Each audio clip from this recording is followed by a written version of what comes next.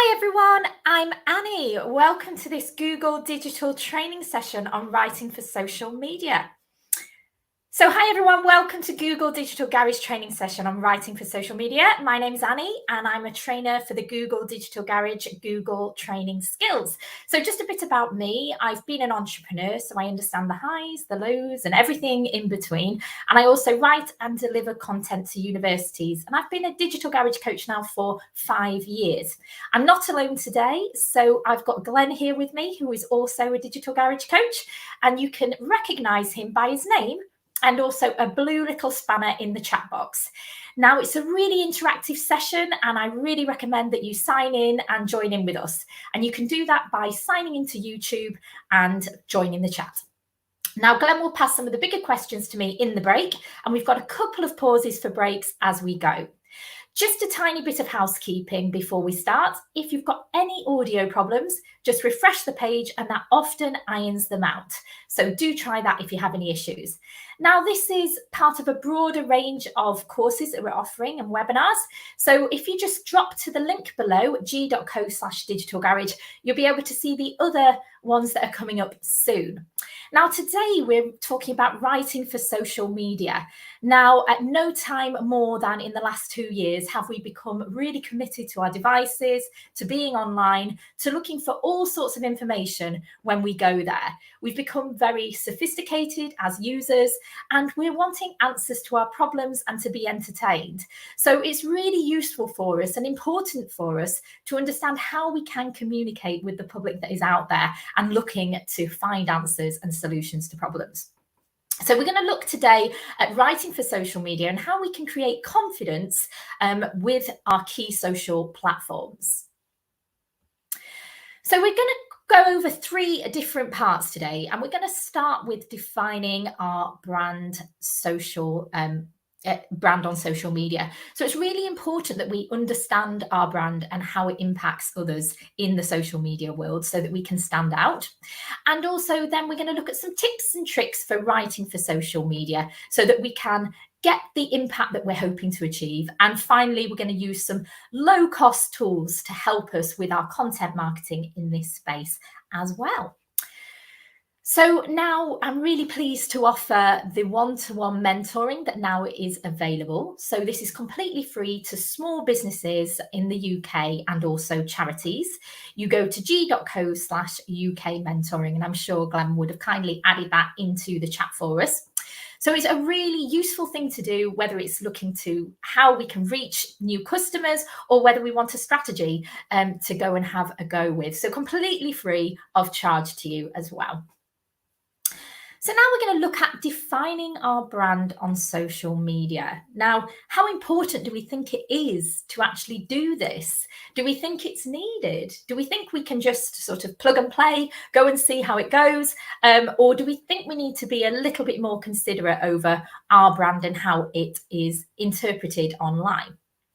So first of all, we're thinking when we come to brands about a tone of voice. Does anybody want to suggest what a tone of voice might be? Please feel free to add in the chat what you think a tone of voice might be. So when we're thinking about tone of voice, we're actually thinking about the words we might use. We might be looking at how brands behave online or how they respond in certain situations or how they might dress. So what we're actually talking about here is behavior. So we're really interested in how to connect with people in the social media world. We've gone from the one way talking to our customers to a real collaborative approach, to engaging with our public. And it comes down to sort of the primal instinct that we follow what's familiar to us, what connects with us, and we move away from what isn't. So a brand tone of voice is helping us to develop that relationship and understand what is happening with us as a brand. So what we're actually talking about is the personality. Now, I've got a few people in the chat. Hassan saying a way of speaking and its impression. Thank you, Hassan. Absolutely. Joseph Jeffries, what you want customers to perceive of your brand. Completely. And Tom, adopting a style guide. All very valid and useful points. Thank you, guys. I really love this interaction. Please do keep it coming going. So yeah, the personality is what we're talking about of the brand or business. So it's how we would speak if we were a person. Because as I say, we are now looking to interact with brands. We're actually looking to connect. We are constantly online. We have so many ways and touch points of connecting, and social media is a place that we are, by virtue of the word, social.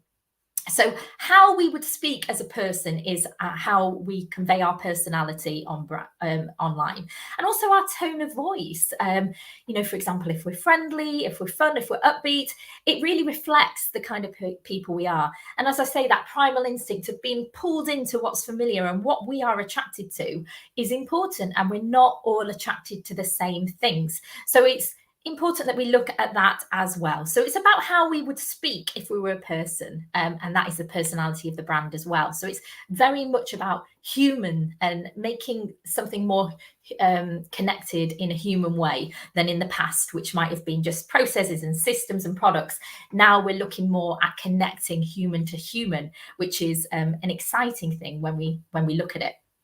So if your business, this is a great question to consider. If your business or brand was a celebrity, who would it be and why? So we might want to look at the words they use. So if you have a look at on screen, this is just 3 examples. This may not represent your brand at all, but we've got James Corden, who is personable, humble, and friendly for many. George Clooney, sophisticated, laid back and smooth. You might recognize him from the Nescafe adverts. And when you hear the words smooth or sophisticated, you can see why Nescafe probably did select him to front their brand. Beyonce, strong, empowered, alluring. So what words would they use? How would they respond in certain situations? And these are the kind of things we're thinking of when we're thinking of the personality of the brand. So what kind of celebrity would your brand represent? Please do share. It's so useful to hear about different personalities and how you connect with them. And by being guided in your mind's eye as to who those people are, you'll be able to connect better with what your offering is to your audiences and share that. So we're looking for a few words and also a celebrity to describe your brand. So Vignesh, Elon Musk delivers results. I love that. Fantastic. So clear and so strong in our minds as to what that is going to deliver for us as a brand. Any more? And even a few more words around it would be great as well. So 2 or 3 would be really useful. And then we've got Ecuador, Beyonce. Oh, Beyonce. Yeah, absolutely. So as we can see on screen, strong, empowering, alluring, someone that is going to stay in your mind and you're going to remember very well as making a difference. So virtually East London, we've got Idis Elba, tough, smooth and attractive. So as you can see, these are generating in our minds what the brand is about, and it's really powerful.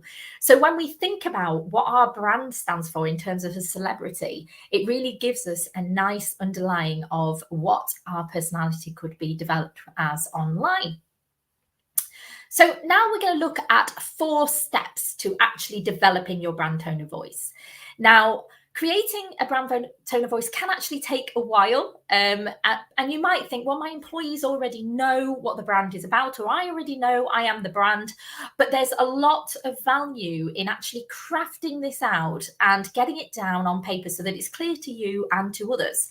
Because sometimes it can get lost in translation, but also it's making it very good for ourselves to be focused and clear to our audiences so that we can share exactly what the messaging that we want to share. So yeah, I would absolutely look at these 4 steps and how we can shape the tone of voice across the brand. And now what we're going to do is dig a bit deeper into each of these sections so that we can develop that tone of voice properly. So the first thing we need to think about is our values. What does our brand or business stand for? What are we actually here to do? Why are we making a difference? So, It might be, for example, customer service. A brand, I've forgotten the name of, unfortunately, of the person that set this up, but a brand in America set up a rental car company, and they had a lot of competition, an awful lot of competition, and they only had 14 cars on their forecast against many others that had many cars. But they said they're going to become the number one. They will become the number one in rental cars. And true enough, with only their 14 cars, they looked around and saw the competitive market and realized that the difference they could make was customer service. The customer service, they realized, wasn't good anywhere else. So they focused their values on being very good at customer service. So maybe it's excellent customer service that you're looking to do, because that company then went on to be the biggest in the world and a multi-billion-pound company. So you want to think about what you stand for, your values, what difference will you make? Because you're not going to create something new, but you can do something perhaps better in, say, customer service or atmosphere that people will start to recognize you for. So we've got Andre saying David Attenborough, he's informative, friendly, and authoritative. Oh gosh, absolutely. Those words, and you can start to see how powerful these words are when you attach them to your brand and what that can mean for your audience. Such a different audience you'll get from Elon Musk to David Attenborough, yet a really powerful one in each case, for example, or Beyonce. So think about your brand values. What does your business actually stand for? What is it setting out to do? Then we are going to look now at a couple of examples of brand values. So we've got Nico's Pizzeria and we've also got Hathaway Legal. So the companies are a bit different and they're going to attract a different target audience. But the important thing is looking at how the tone of voice can reflect their brand and how they might communicate differently as a result. So we've got Nico's Pizzeria, and he says, making quality pizza, quality being the key word here, quality pizza with fresh ingredients, providing excellent customer service and fast and reliable home delivery or takeaway. So just from that, we can see already that we're expecting good quality, we're expecting very good customer service, and that if we want something delivered on time, it's likely to happen. So those words are going to be useful to share with every staff member and also communicating online about how they are going to deliver that in their language, in their content, and in what they're sharing. And then we've got Hathaway Legal. Dedicate the highest level of diligence to each case. That word diligence being important here. We believe that our clients deserve a quick response, so efficiency, and we hire only top lawyers who have trained at prestigious institutions. So that's saying credibility, isn't it? And it's making us feel that they're efficient, reliable, credible, and they're the kind of values and ideas that you want to grow out of a legal company. So that is where they're going to place their focus and why that's important in terms of their values.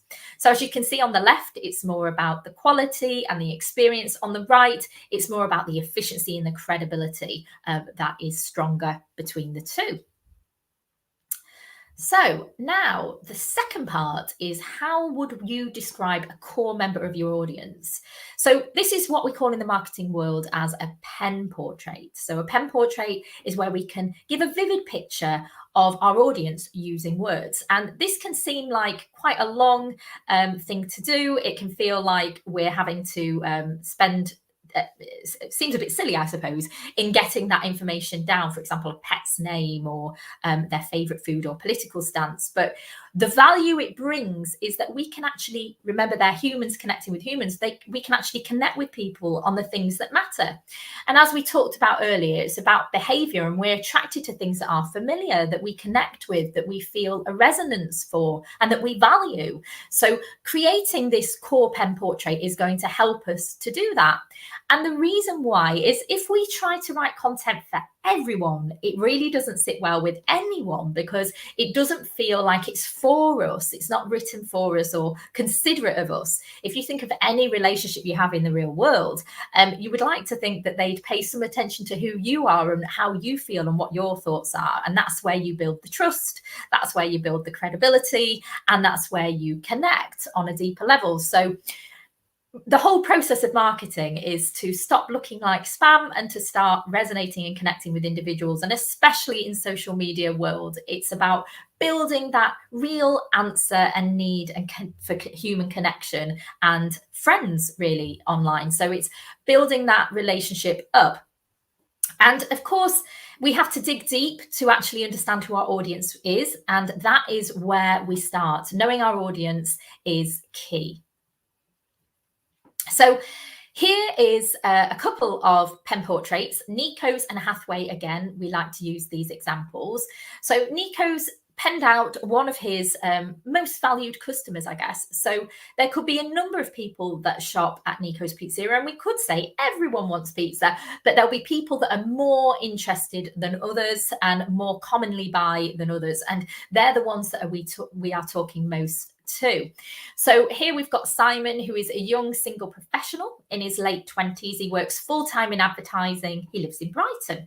He leads a very busy work and social life, and he has a big appetite for adventure. He's a keen athlete and he enjoys playing football, but also goes to his local bar with his mates to watch televised sporting events. Now, already we're picking out there what he does as a job, where he lives, his age range, what he enjoys in his spare time, his hobbies. And what that means is we're able to connect with him on a more personal level and really reach him with content, with ideas, with a tone of voice that is going to really matter to him. It's going to be connecting in a way that he cares because we're showing an interest in him. And like we said earlier, it's about the familiarity. And then we've got Hathaway Legals. So we've got Sally, who's in her early 30s. She's single. She's first time buying a new apartment in Leeds city centre. She works for an insurance company, enjoys reading the newspaper and drinking a macchiato at her nearby coffee shop.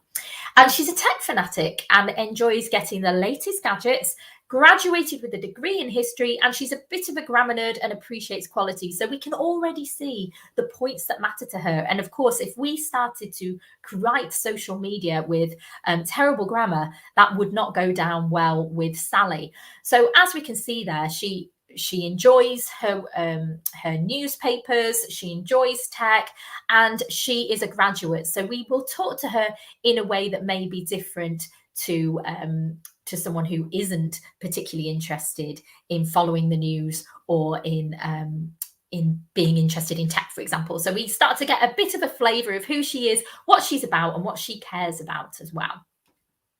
So this is how we develop our pen portrait. It's about building on the visual, the idea in words of what our buyer might do. We can also do this visually through a buying persona, and there's different free tools out there if you Google free buyer persona tools, and that will help you to design more of a visual around the person that you're speaking to, because if you've got them clear in your mind, it's easier to know what they will care about, what to write about, what to say, and how to say it. So we've got here some examples on the screen of what we're needing to know or what would be useful to know. And actually defining our audience is a key part of everything we do in marketing, and knowing who that audience is. And we have other sessions on social media strategy where we go into more depth with that. So do have a look at that. But the important thing is to see their gender, their age, because we're probably going to create different content if we know they're a different gender, a different age, also their marital status, job status, their hobbies, and their talents, and what job title they have. All of that will give us a different flavour for what to create. So, for example, I know of an accountant, and the industry has been known to be a little bit serious or untrustworthy at times. So this lady created an accountancy firm whereby she talked about the journey that she had as an entrepreneur in starting the accountancy, and she tracked daily what is happening in her world of accountancy because it's directly relatable to her audience, who are also business owners. And she talked about it as a whole person, so the difficulties on a personal level, the difficulties on a business level, and all of those showed that she could reach out and understand the language, the experience, the feelings of other people in that space, and it's become really successful. So what I would definitely recommend to do is to think about your audience in depth and what would matter to them. Some of it will be assumptions, some of it you'll find from insights, and also from doing research with your existing customers and using analytics tools like Google. But do find out more about your audience and develop this wonderful pen portrait so that when you are communicating with them, you can do what this great accountant has done in building a following around what they care about. So what describes the personality of your brand or business? So thinking back earlier, we looked at the celebrities, didn't we, for our brands and what they represented. But now I'd think more about your brand in detail in terms of how you want to communicate online. And I'd pick anywhere between, say, 3 to 5 descriptive words to form a basis of how you might communicate. And we're going to have a look at some examples again from our two examples here.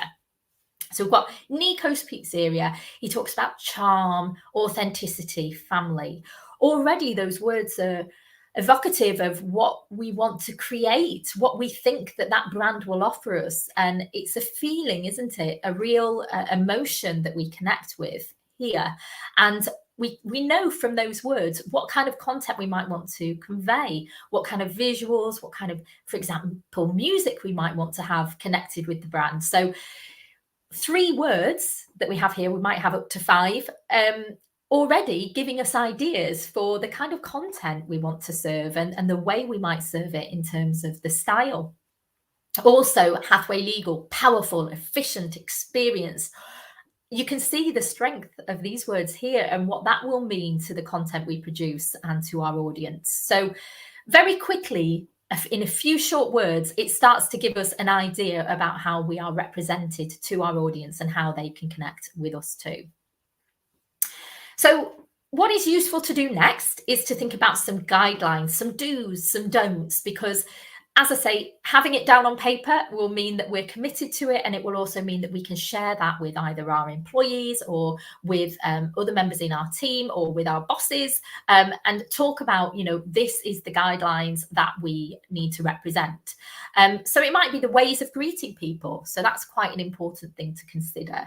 Is it going to be formal, informal? How are we going to connect as an opening statement? How will we sign off? How will we thank people at the end? What are the words that you use to describe your customer? And maybe describe your products as well. And are you actually going to be formal? Are you going to be informal? What way are you going to lean in terms of your guidelines? So now we're looking at these words with our examples of Nico's. We've got fresh, welcome, appetizing, beautiful words for us to know even more about how we want to communicate with our audience. So we want them to understand those points, that they're going to get a fresh experience of food. The food's going to be fresh and nicely arranged. Welcome. We want to be welcoming. We don't want to be formal.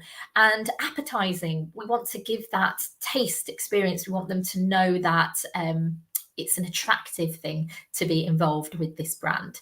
And then Hathaway Legal, they want to go with kind regards, but not best wishes or cheers. They want to be a little bit more formal. The importance being that people will trust them more, because that is a professional line of work. So they might feel that needs a professional tone. And great, they'd prefer excellent. So excellent shows, that they are of a high standard, high quality, as opposed to putting fab, which may mean that they don't sound as proficient in their language. And thank you, as opposed to thanks. Again, with it being a legal firm, if we're going to turn to a legal company, we do want to know that there's some trust and credibility there. And sometimes words, signing off words and welcoming words can be exactly that for us. So there doesn't look to be any questions so far. I hope that's just because you're having a think about your own brands and businesses and what that means to you. But please do take this opportunity to share questions with us in the chat. Glenn's there and I'll be there at the next break to answer any questions you've got. So please do keep them coming. So now we're going to look at the tips for writing for social media. So this is where we start to bring the brand a bit to life in words as well. So We don't know whether this was Winston Churchill or Blaise Pascal, but we love this quote. It's, "I would have written a shorter letter, but I did not have the time." Now, how true is this for social media? We are so fast paced in the social media world. And I think anyone that's had to write for social media, even if it is your own personal social media page, you know how hard it is to fit anything into a very small character count. So keeping it really efficient and clear and succinct in the social media world is of value to us. So trying to shorten it down and making it clear. So why do we need to do this in particular? Attention spans are terrible. They are rubbish. I mean, on average, we think it's 8.25 seconds. It may have actually got worse. It's peaked. And in the last 2 years, the amount of media that we're using means that it's likely even lower than that. But it means that we have to work harder than ever as marketeers to capture people's attentions and to attract visitors online against our competitors. So what will people do to stop scrolling? What will we need to have there? What arresting content to make people stop scrolling? That's what we need to think about with each piece of content we create, because we are writing for the goldfish. So although we've got 8.25 seconds on average as a human attention span, it's sadly much smaller. Some say 2 seconds on social media, which is a blink of an eye. So we really need to think about writing for the goldfish. So, and this may be controversial, but we've got to assume that your reader will only read the first half of your sentence. So you've got to make your copy have the compelling statements up front rather than later on. So really get that attraction in, that headline grabbing. And remember, we are humans connecting with humans, and we always think, what's in it for me? There is this need to answer our requirements, our needs. So we do think, what's in it for me? And so for the first part of even a video, they might just imagine they'll just watch 2 or 3 seconds, or if they read something, it might just be the first few words or the first half of the sentence. So think about what you put up front each time so that you can engage them immediately and keep them intrigued to carry on. So a golden rule that Google use is to focus on the user, because the user is who we're connecting with. They're the people that we are responding to and talking with, especially in social media. So that means about truly empathizing about what people are interested in and what they need. So we talked about what's in it for me. What is their motivator? Do they want to be entertained by something? Do they want to bust their boredom? I mean, I think that could have been the case in the last few years, for example. Do they want to learn something new? You know, an opportunity to learn. We go online for lots of reasons, and it could be to be informed, to be educated. Or do we want to win something? The important thing is to think about those motivations of the user, the pain points, you know, the problems within their day, and how our product service might answer them, and in a nice way. And their motivators. So the things that make them act and those things that make them impacted are where we will be able to connect with them most deeply and to understand their motivators. So what we're really talking about is benefits versus features. And so many brands, companies out there do often stick to the features. They want to talk about their products and what they stand for. And in days gone by, that was done even more so. But what we're really needing to do is to talk about benefits and what it means to our user, to our audience, our buyer. So here's an example, a new gadget watch. So a feature would be, it's waterproof. It's up to 5 mils. It's 5 millimeters, thick glass. It comes in black, white, blue, or gold, and it's got a spherical interface. I mean, who thinks about spherical interface anyway? And that word. And then benefits: take it swimming, smash resistant, choose a color to suit your personality, comfort and style. Suddenly the benefits feel like Bond and the features sound like a library. So you've got to think, you know, what is it that makes this attractive to the audience, and who might buy it? And when you know your audience and you think what matters to them, that will help you with your benefits and how you can present that in terms of the words. So you've got the same product in both the features and the benefits, but describing them in one way will make it less interesting. to the benefits, which is going to attract attention, draw them in, and make them connect with how it fits into their lives, how it answers their needs, and their desires.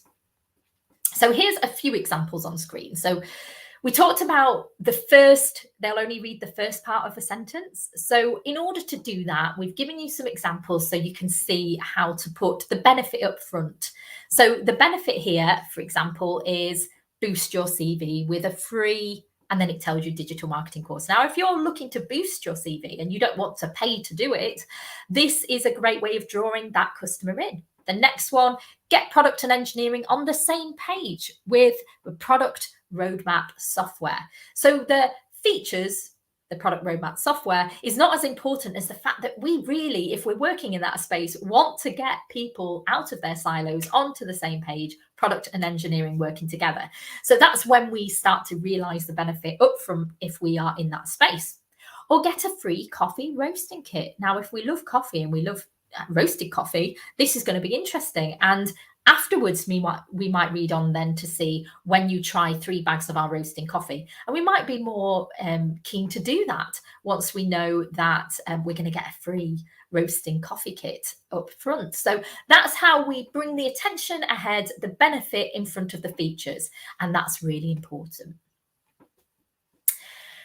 We also need to keep it clear and simple, because in the social media world, as we know, the attention span is short. So we want to be able to, at a glance, show what we're trying to say and what we're trying to do so that it attracts them quickly without any complication of language getting in the way to stop us from taking in and absorbing that information in the social media space.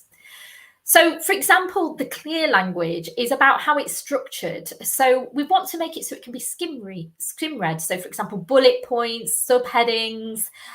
We might want to make it nice and logically structured in order, and those short, uncomplicated sentences that get the message through so that people don't have to think. Basically, customers don't want to have to think, they just want to be able to connect. So if we're able to do that by taking out all the complication and see the clarity, the structure, and just basically read it quickly, that will make a difference to them. And yeah, everyday words. I mean, we are just people, everyday people. And if we hear from people like us, that is going to connect. Whereas if we use technical terms, if we use jargon and unnecessary words, people will not read it. It will feel too lengthy and they might lose us along the way. So think about the language that we're using. And what we're saying here is, how can we cut our copy and keep the same meaning? So do think about ways that you can do that through the examples we used earlier and practice that for your own brands and businesses. So what can you do in order to keep the meaning but not have really lengthy copy? Sometimes it's like if you were writing a book, you might write paragraph and you might realize that actually it only needs to be a sentence because the key points are found within it. And as you've seen earlier, we got things down to a few key words, and from that we can grow with our content rather than it being an entire essay as such. But do try and cut the copy but keep the same meaning as well. So now we're going to look at how to handle complaints. Everyone is likely to get them. If you don't get any, it will be quite unusual, and really congratulations, but there is always a chance, being in the public, that there'll be people that love us and then the people that aren't as much in love with us. So what we need to do is to be able to handle those complaints on social media. And as customers ourselves, we want people to answer our complaints. So it's really thinking like a customer in this case. So we need to first understand the customer's point of view. So we have to think like a customer in that sense. We have to ask, so has anybody ever complained, for example, to a company before? Anyone out there? I know I personally have shared some concerns with a number of companies in the past, and it is efficiently managed and it is answered quickly with those companies. And that has led me to being a more committed buyer, to being a more loyal customer, because I felt that my needs were answered, they were recognized, they were responded to, and they took responsibility for what had gone wrong. So when you're creating your own responses, always be polite, professional, think about taking responsibility and how you are going to manage those situations, and how you could directly resolve the matter in question as well, so that they know that you care. And remember that you have an opportunity, as I said earlier, to turn a negative into a massive positive, because now I'm a loyal customer to companies that have let me down in the past, but because of how they've managed the customer service and the problems online, I felt reassured. And it makes me think that I can trust them. The credibility's been built. And yeah, so it's really worth thinking about how we manage our communications with our customers in difficulty, because that's often where we can build the best trust. So to do that, we need to use an active voice. So we need to be clear, concise, to the point, be responsible for what's happened, because being passive means that we're not really showing as much concern for what has taken place. To also think, how can I fix the problem? So not empty empathizing here, but don't say things you don't mean, but think about the actual actions you can take as a business to support them in resolving their concerns so that they have been attended to correctly. Also, being jokey has a time and place. I mean, if you've lost lots of money, if it's your bank that's had the problem, if it's something serious, then I don't think there's a time we can be jokey about it. But sometimes it can work. So I think it was T-Mobile or Tesco Mobile, I can't remember, a while ago. And they knew that their audience were into Star Wars, and they had a bit of a disaster online in terms of a customer complaint, but they managed to resolve it, turn around, and it became really positive. And they did it through humor, but that's because they understood their audience and what they were interested in, so they were able to speak their language. So it is about using tongue-in-cheek where required, or where it's right for the brand, but not as a general theme, particularly in something important where something has gone drastically wrong, like money being lost, for example. Sign off with a name. Anybody want to think why that's important? So again, we're talking about human to human. So if we hear that there's a person in charge of the concerns that we've got, we feel we're speaking to an individual. So that person will then make us feel more recognized and somebody to go to as well for any concerns. So now I just want to open this up to you all. It's about a customer complaint, and I'm really interested to see how you would handle this complaint in the real world. So the complaint here is, look, I ordered a mobile from your company last week, but when it arrived, it was badly damaged. When I called to complain, I was rudely told that you don't accept returns and that I need to contact the delivery company for compensation. Is this really how you treat your loyal customers? I will never buy from you again. Hopeless.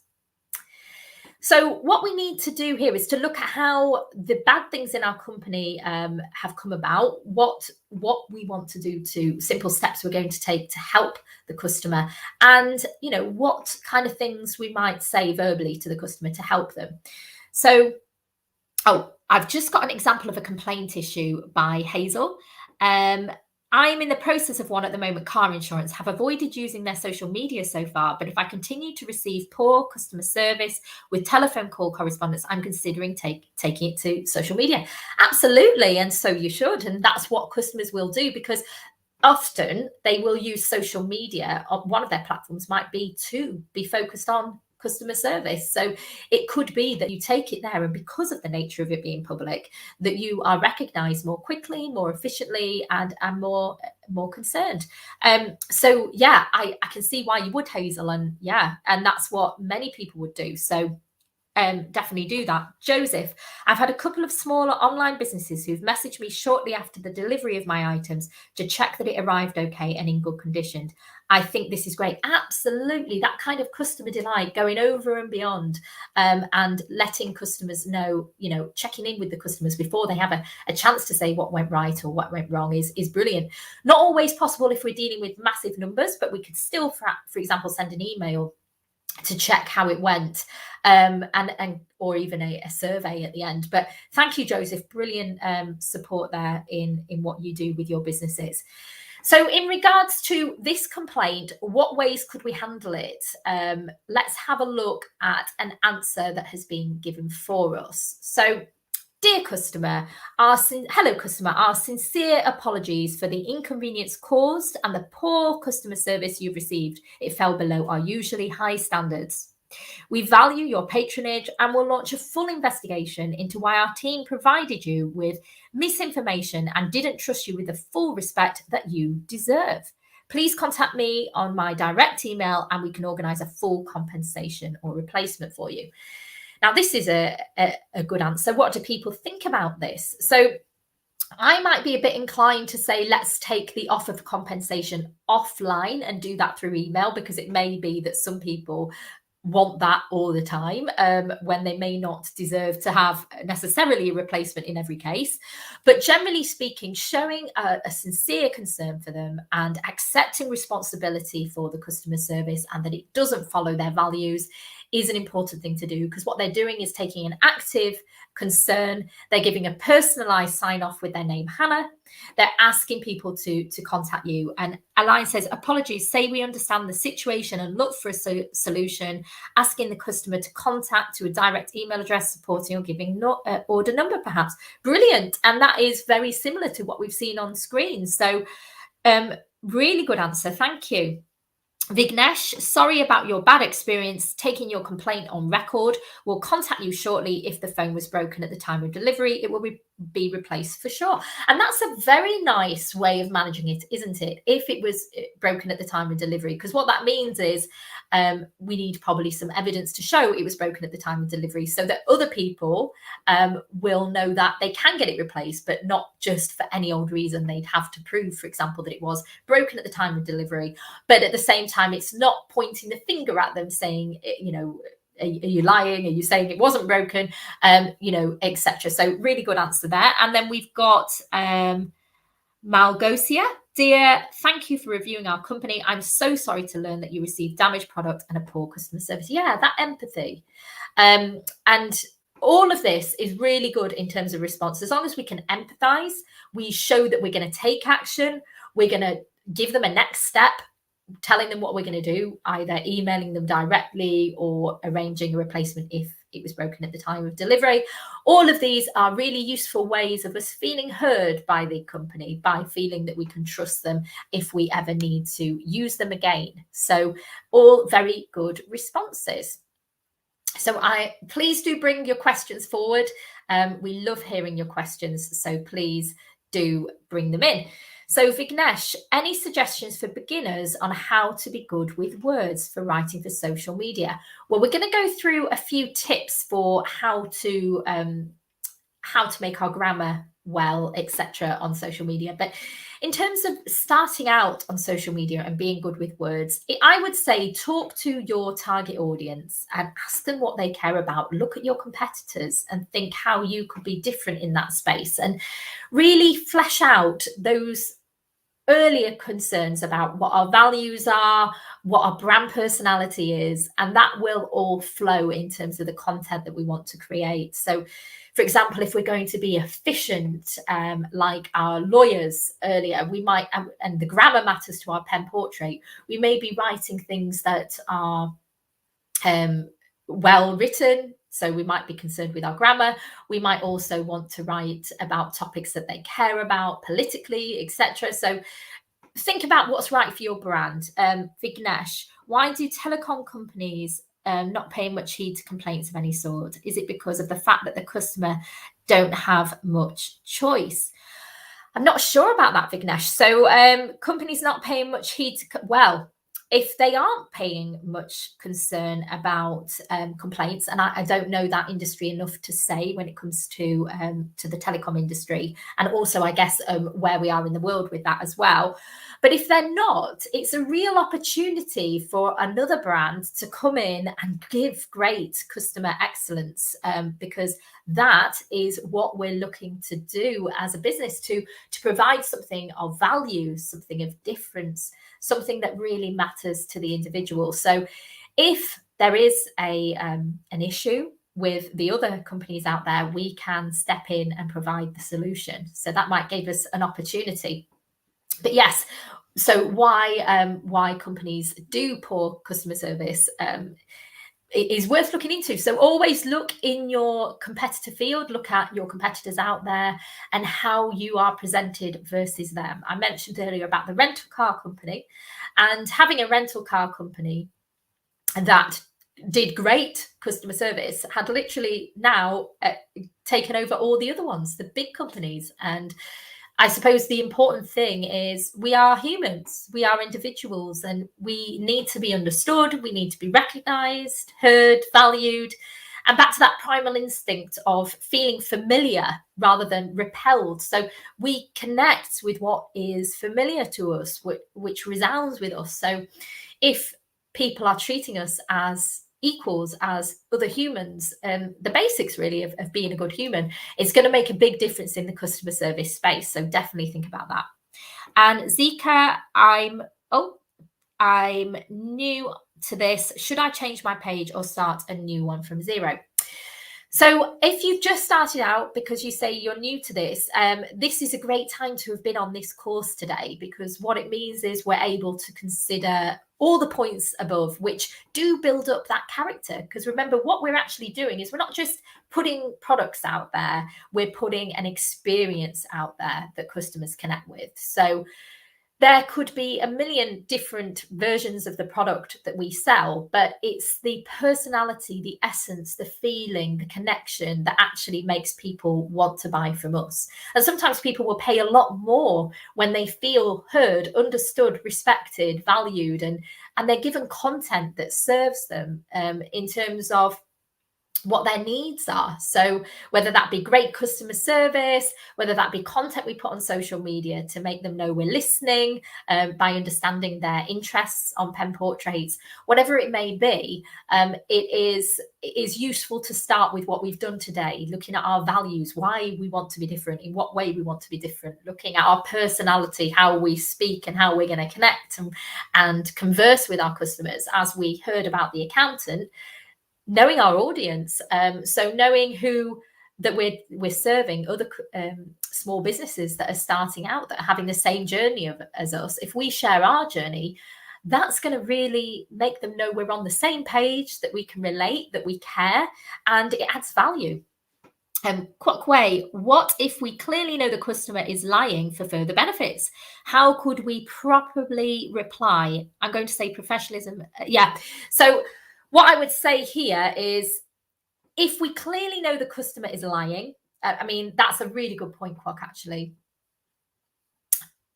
That does happen, unfortunately. We don't want to think it does, but it does happen. So if we think they're clearly lying for benefits, then the best way to handle that is to think about how we position our language. So, for example, asking them to contact us directly rather than offering an immediate handset free of charge if it's about a phone online, so that people don't take that opportunity to take things away. To have processes in place that make us check the quality at delivery, for example, before it's passed over, could be another option if it became an issue to us.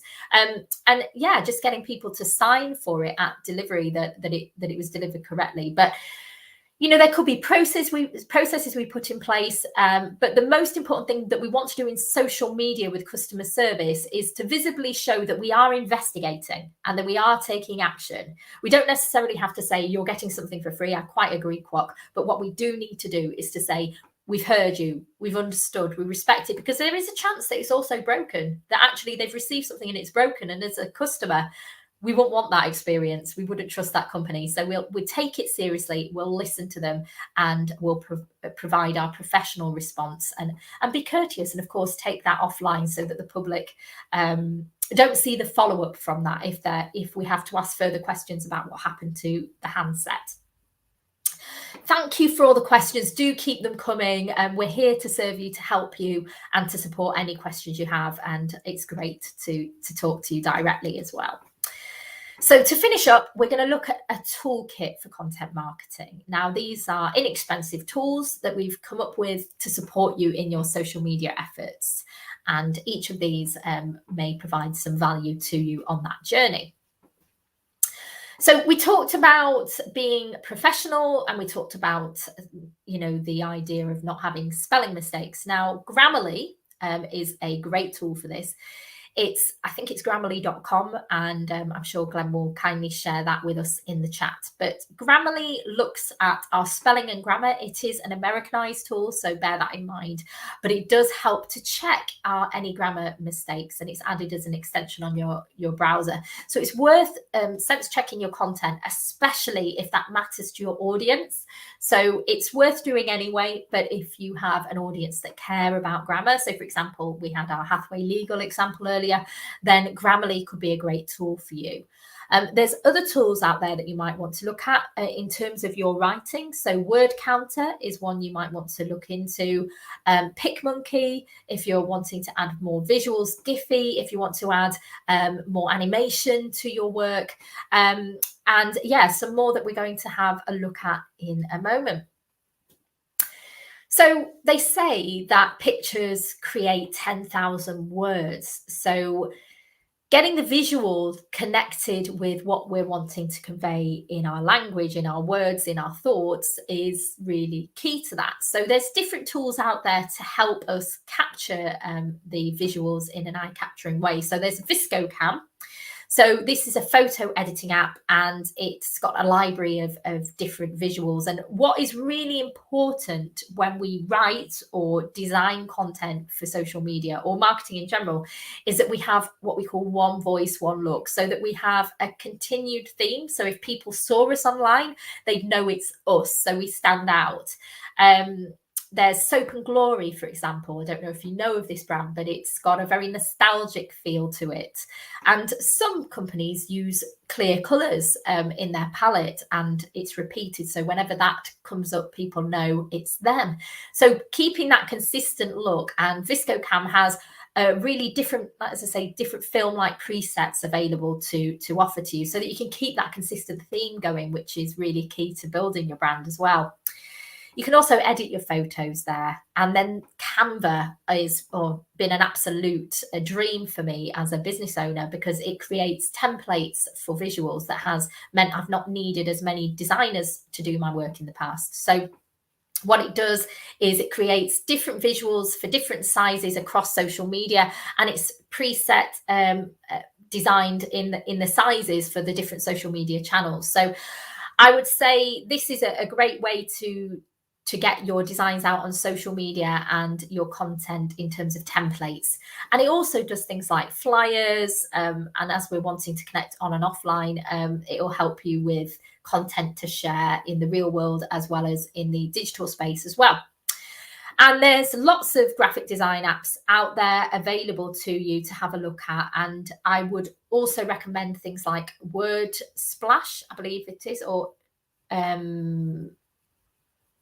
something like Word Splash, or WordStream, and it's basically where they create where they create designs for you around words and messages, and it's really visual. So, for example, if you have a motivational Monday, it could create your motivational quote in this really nice design. And then there's Unsplash and Pixel, I think it is, or Pixar, and Flickr. Lots of different photo studios out there as well, 123RF.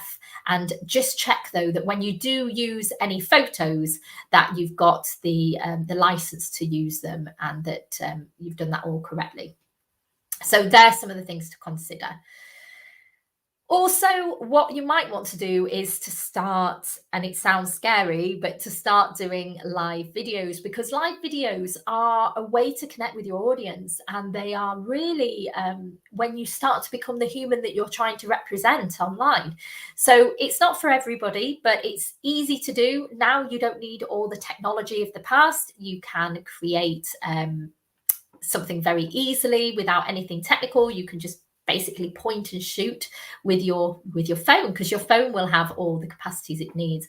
And back to the accountant example that I mentioned earlier, she actually she talks about the journey is real, and she, everywhere she walks, she has her phone with her. So whether she's going to the gym, she tells us what her morning schedule is, what her day looks like when she's walking to work, and sort of the moment, the theme of the moment. So when we were in lockdown, talking about that sort of thing, but capturing it on camera so that we're basically being entertained and we're relating to her as a real person. She then marries that up with offline events. So there is a way to bring your social media into the real world. And those offline events are where people meet her in person, and that expands her reach even more. And people start talking to other people, and she finds like-minded souls. And it's a real opportunity to develop that community, which is what we try to build as brand and business owners. So building a brand, building a community is about how we connect, and having that smartphone in front of us and creating live content really gives motion, sound, visual, and personality, real personality to life. So you might be the face of your own brand, or you might have someone at the top of the company that does it, or somebody who, for example, one of your employees, you might want to track a day in the life of your employee and start to get your brand spoken about through them as well. There's many different ways that you can bring that video experience to life, or show how to with your products and services, but doing it through a live stream. So many different things that you can think about, but now is the time really for creating that content, and you can do it all without a cameraman, which is both exciting and terrifying at the same time. But if you see it as exciting, it's a real opportunity for you to develop a real connection with your customers, which is what this is all about. So I'm just on the final section for questions. I haven't seen any come through just yet, but I'm going to wait a minute for you to share any with us.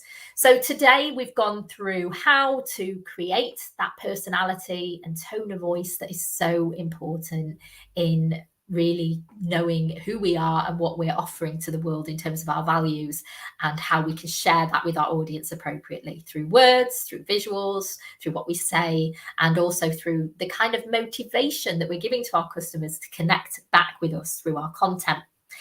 And this is all something quite exciting to do as a business owner, and it gives us an opportunity to build up that real relationship with our audience. I think Seth Godin talked about how you can build relationships with customers like you can with real people. So get to know them gradually, share things that value to them, let them share back, and grow together.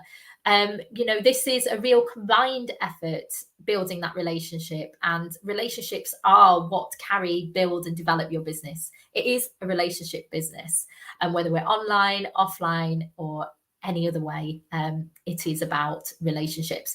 So I'm just going to hold off for any questions, but whilst we do that, I'm going to think about what you can do for your next step. So in this session today, we've talked about writing for social media, but we also need to think about how to be strategic as well. So once we think about our audience and the content we want to create, we need to think about the platforms we use and how to share that strategically. So luckily at g.co/digital garage, at the link below, we do have a session called social media strategy that I definitely recommend you have a look at. And if you're wanting to build social media into a wider strategy as well, we have a digital marketing strategy session as well to have a look at. And if this business is yours, if it's you're fronting up the business like the lady in the accountancy firm, then you might want to go to build your personal brand online, which is a real opportunity to get to know more in depth about what your offering is and who you are as an individual for the business world.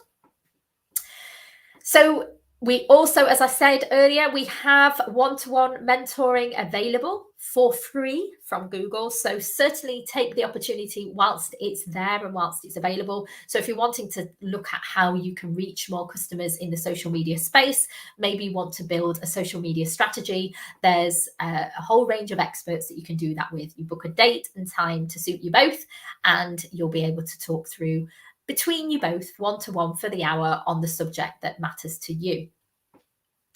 So thank you very much for your time today and for engaging with us. And do please provide your feedback at goo.goals/digital garage feedback, because we really like to know what you think of these sessions. We try to make it exactly what you need as individuals, and we care a lot about giving you what you need in these sessions. So please do provide any feedback and share if you feel that you've had a great experience today. Do hashtag us at Digital Garage or share your feedback in general.